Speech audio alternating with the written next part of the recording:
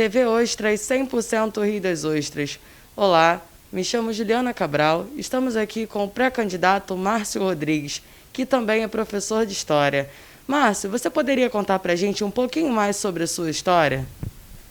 Bom, Juliana, a minha história, apesar de eu ser relativamente jovem, né, há quem diga o contrário, eu estou com 50 anos, mas a minha história é longa, eu sou uma pessoa rodada, vivida, já vivi em outros países, já morei em outros lugares, aqui no Brasil eu já morei em Manaus, Brasília, né, e agora, há cerca de 2 anos, eu estou morando aqui em Rio das Ostras. Apesar de eu morar aqui há relativo pouco tempo, eu conheço Rio das Ostras desde a minha adolescência. Eu acampava aqui, lá para os meus idos dos 16, 17 anos, eu já vinha acampar aqui na região dos lagos, e Rio das Ostras em particular eu gostava muito, além de Cabo Frio, Saquarema, Búzios, né, Arraial do Cabo. Portanto, eu conheço Rio das Ostras. Eu comecei a frequentar mais Rio das Ostras em meados dos anos 90, quando um tio meu, irmão da minha mãe, comprou uma casa aqui e mudou-se para cá. Foi então que eu passei a vir mais, com mais frequência. E depois a minha mãe, em 2000 exatamente, veio morar em Rio das Ostras também. Aí ficou mais frequente ainda a minha presença aqui no município, né? E, bom, sempre não, mas já trabalhei já fui bancário durante 5 anos, mas depois eu fui me dedicando única e exclusivamente à minha área, que é a História e a Ciência Política, mais precisamente a História das Relações Internacionais Contemporâneas, né? Eu fiz uma graduação na UERJ, um mestrado na Sorbonne, um doutorado na Universidade de Estrasburgo, tenho 2 livros publicados na França. E é um tema que eu conheço muito, né? O fato de, a princípio, as pessoas podem pensar, o cara era historiador, cientista político, especialista em política, história política contemporânea, é mais fácil para ele sair candidato. Não, é realmente mais dramático, compreende? Eu tenho notado isso com conversa que eu tenho com algumas pessoas que trabalham na área de marketing, né? E quando você conhece um pouco mais o assunto, né? Porque a gente é ignorante em uma infinidade de coisas, né? Eu sou ignorante em uma infinidade de coisas. Mas um tema que eu estudo há 30 anos, né? Que eu estudei História e Ciência Política, é um tema necessariamente que, se eu não conhecesse mais do que a maioria das pessoas, teria que me colocar num... Bom, hoje não existe mais manicômio, né? Mas eu teria que me internar. E você conhecendo o mecanismo de funcionamento da sociedade, da política, é mais difícil de você sair candidato, porque você acaba falando coisas que, de modo geral, as pessoas não dão a devida atenção e também não procuram saber, né? E isso dificulta a popularidade de um candidato, né? Por exemplo, eu conversando com o Marco, o sujeito que trabalha com marketing, amigo meu, ele me dá conselhos: Márcio, se tu é candidato aqui, foca só em Rio das Ostras. Gostaria muito de ser eleito, mas eu não consigo, só para concluir, né, essa parte aí, eu não consigo abrir mão de expor o meu conhecimento na minha área, em função de atender um maior público. Porque aqui, também aqui eu vou citar brevemente aqui o Pierre Bourdieu, um sociólogo francês mundialmente reputado, morto há pouco tempo, não lembro exatamente, mas ele trabalhou muito com a mídia de massa. É interessante, ele explica que o que a mídia de massa, particularmente a televisão, que era mais importante na época dele, né? Ele não chegou a pegar bem essa coisa da internet. O que a televisão faz é massificar a consciência de todo mundo. Mesmo que as pessoas sejam diferentes, de lugares diferentes, distintos, o que ela faz é massificar a consciência de todo mundo, para depois, com essa consciência massificada, ela atingir o maior número de pessoas possível com o produto que ela quer vender, porque de onde vem o dinheiro da mídia é através da venda de produtos, né, que vão pagar anúncios, etc. Uma consciência planificada semelhante, comum em várias regiões do mundo, etc., do país, do mundo, etc., o que possibilita que o McDonald's, por exemplo, faça sucesso em qualquer lugar do planeta, praticamente. Né? E tem um dono de um canal francês lá, uma grande empresa da mídia francesa, que é a TF1, é uma espécie de Rede Globo deles, é a mídia que tem maior audiência lá na televisão, por exemplo. Às vezes ele falou uma frase que virou um aforismo assim, no meio midiático europeu, que era: eu ganho dinheiro vendendo tempo de cérebro disponível. Eu ganho dinheiro vendendo tempo de cérebro disponível. E o que ocorre quando você vende tempo de cérebro disponível? Para você vender tempo de cérebro disponível, convém que você tenha o maior número de cérebros à sua disposição para você, porque o preço da propaganda aumenta em função da quantidade do público. Né? Aí voltando à questão, eles planificam a consciência do público. Isso mudou muito pouco com o advento da internet, eu acho até que piorou, isso é uma questão que gera bastante polêmica, né? Mas eu acho que piorou. Eles planificam a consciência das pessoas para depois fazer com que o produto vendido atinja o maior número de pessoas. Ocorre que para planificar a consciência, para massificar a consciência, eles medem por baixo, porque eles pegam a inteligência média, o conhecimento médio e etc. Aí se tu traz informações que depassam, que ultrapassam a média da consciência, do conhecimento, você torna-se um outsider, você é um pouco, não atende tanto ao menos a grande quantidade do público. Aí o que acontece? Voltando todo a questão, aí quando você vai fazer uma propaganda como político, você tem que negar o teu conhecimento, abrir mão dele, se você sendo um cientista político, um historiador, para atender a maior parte do público. E isso, de uma certa forma, é ceder ao despotismo da mediocridade, ao despotismo da ignorância. Aí, quer dizer, eu quero fazer uma candidatura, enfim, onde, além de eu apresentar-me como candidato, é claro, se eu estou querendo ser candidato, é porque eu quero ser eleito, mas eu também não quero ceder ao despotismo da baixeza e da mediocridade. Compreende?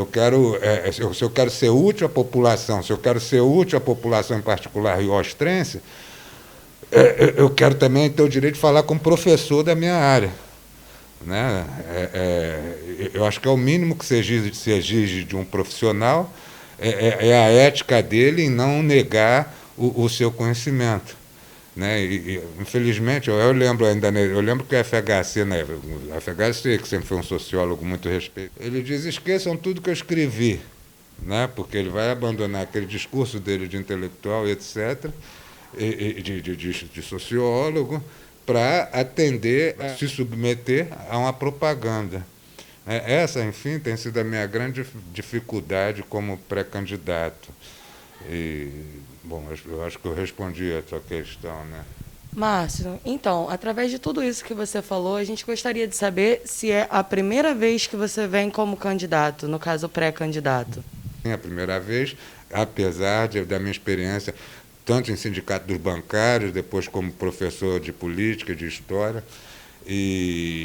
Bom, é a primeira vez. Então, Márcio, se eleito, quais seriam as suas expectativas para com o município? Quais setores você poderia colaborar? Eu acho que eu posso ser bastante útil a Rio das Ostras. Pode parecer, bom, isso como é que se diz, bastante útil é pretensioso demais, né? Bom, mas me esforçar para ser bastante útil é melhor. E eu creio que eu posso ser bastante útil. Você veja, por exemplo, os assuntos que eu conheço melhor aqui, né? Vamos dizer que eu trabalhei, que é a área de educação. Eu já dei aula para o ensino fundamental, isso no final dos anos 90, já dei aula para o ensino médio e já dei aula também para a graduação. Tanto meu mestrado como meu doutorado, que é na área de História das Relações Internacionais, eu trabalhei com História da Política Cultural Internacional. Fiz uma tese de doutorado com 700 páginas, consultando arquivos públicos e privados, Brasília, Rio de Janeiro, Paris, Nantes. E esse trabalho de política cultural internacional é fundamental para você compreender como formar a consciência cultural da população. Nesse sentido, eu poderia ser bastante útil também, particularmente na coisa da Secretaria de Cultura aqui, né, Fundação La Cultura, e também no turismo, porque as pessoas não se dão conta, as coisas são muito interligadas. Eu vejo muita gente falar da necessidade de melhorar o turismo em Rio das Ostras, etc. Mas a primeira coisa para se fazer para melhorar o turismo para que os estrangeiros, tanto de outros países, estrangeiros de outro país, né, mas mesmo estrangeiro aqui do nosso município ou de outros estados, né, os nossos nacionais virem fazer turismo aqui, é mostrar que é um lugar agradável, onde você vai ser bem recebido por pessoas educadas, por pessoas minimamente cultas, com pessoas que sabem respeitar as diferenças, etc. Né? Nesse sentido, eu creio que eu posso ser bastante útil nessa parte de formação cultural e educacional aqui, o que, bem evidentemente, é ligado ao turismo, porque é tudo interligado, apesar dessas separações para facilitar a administração, a compreensão das coisas, é tudo interligado. A questão da Secretaria de Segurança, a de infraestrutura, né? Porque os turistas também não vão para um lugar que falta esgoto, água encanada, etc. Né? Aqui, se não me falha a memória, 25% a 30% somente das residências aqui têm acesso à água tratada e esgoto. Né? E a questão da formação cultural. Aqui tem uma política cultural que eu acho que deveria ser muito mais aprimorada. Aqui se trabalha muito com que eles...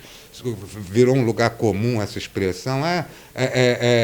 Vamos defender a nossa cultura, vamos valorizar a nossa cultura. Ora, nenhum lugar do mundo, nenhum país é isolado do mundo inteiro. Portanto, a cultura local ela é diretamente relacionada à cultura internacional, oriunda de todo o país, particularmente num lugar feito Brasil, particularmente num lugar como o Rio das Ostras.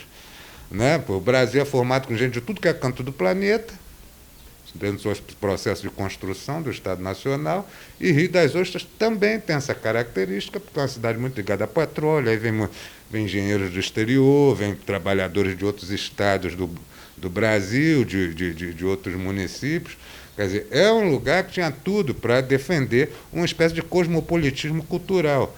Consciência que ser cidadão é ter direito a dispor de todos os bens tecnológicos, ecológicos, culturais e econômicos da sociedade na qual você está inserido participando. Né? Por que só rico tem direito à ópera? Só rico tem direito a ver um concerto de música clássica, etc. Aí ficam, isso é elitismo, tem que fazer pagode, funk, isso daí já tem em tudo que é lugar. Inclusive aqui em Rio das Ostras. O que tem que trazer é algo mais, compreende? Por que vai fazer peça teatral, só peça teatral religiosa? Cadê Bertold Brecht? Cadê Shakespeare? Cadê Tchekov? Cadê os grandes escritores, os clássicos nacionais e internacionais que deveriam ser a prioridade na cultura municipal aqui para você formar cidadãos melhor preparados para lidar com pessoas do mundo inteiro, para você formar cidadãos, no caso da educação municipal, melhor formados, e para isso você tem que melhorar a qualidade de vida dos professores, é um absurdo, aqui não se dá valor nenhum à educação. Quando começou essa crise aí da pandemia, o primeiro atingido foi o pessoal da área da educação, não sei se você soube, Juliana, 1.161 contratados da educação foram dispensados. Quer dizer, se você não prioriza a educação municipal, se você não prioriza a cultura, fica esse negócio de pasteurizado, você não forma cidadãos capazes de serem bons anfitriões. Portanto, isso também você melhora a qualidade cultural da população, educacional, e, em consequência, você melhora o nível e o aumento da frequência do turismo aqui. Em consequência, tem melhoras econômicas. Né? Portanto, o que eu proponho se me for possível, se me for dada a chance de eu oficializar a minha candidatura e tiver a grande honra de ser eleito vereador aqui, a primeira coisa que eu vou fazer é trabalhar em função de aprimorar a educação escolar e a questão da política cultural interna aqui. Que, repito, é tudo relacionado ao internacional. E eu, nesse sentido, mesmo que eu corra risco de ter menos votos, eu não vou não vou me submeter ao marketing. Então, pessoal, essas foram as palavras do Márcio Rodrigues, que também é professor de História e pré-candidato da nossa cidade. Márcio, passa para o pessoal que está em casa continuar te acompanhando também no seu programa, né, que será lançado em setembro. Passa para eles as suas redes sociais, né, para que eles possam estar acompanhando. Mas a partir do início de setembro, vocês vão me encontrar na TV Ostras 3 vezes por semana, 20 minutos, segunda, quarta e sexta, e os programas que eu vou fazer vão ficar disponíveis nas minhas páginas, particularmente no Facebook, na minha página, no meu perfil no Facebook, Márcio Rodrigues. Márcio Rodrigues. E também a TV Ostras, né? As páginas da TV Ostras, na minha página, no Face, e no meu perfil no Facebook, Márcio Rodrigues. Então já sabe, pessoal, não tem dificuldade, é Márcio Rodrigues, as redes sociais dele. Ok, ficamos por aqui e a todos uma boa tarde. TV Ostras, 100% Rio das Ostras.